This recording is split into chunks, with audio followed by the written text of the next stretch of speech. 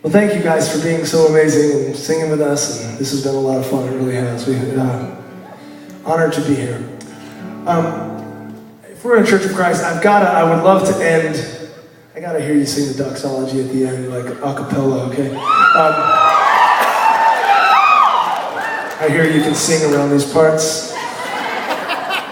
So, but before we do that, let me just say quick. I can tell. I mean, there's life in your hearts. I can tell that sometimes, and that's a nice thing. And I hope that you go from this place, and as we talked about God making beautiful things, and our hope is that when we sing these songs and make this music, that you would kind of be able to breathe in new life, and breathe that into your lungs, and as you take it into yourself, you become new. You become more of what God has you to be, and then you breathe out, and you breathe that out into your world, and you breathe that out into your schools and your work and your families, and that's what our hope is, that you would leave this place and breathing out that life that hopefully you've sensed a little bit of tonight.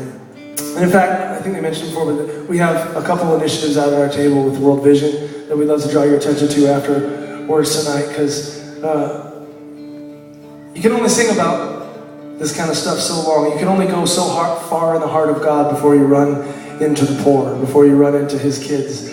And so you gotta, if we're gonna sing about these things, we should put our money where our mouth is, yeah?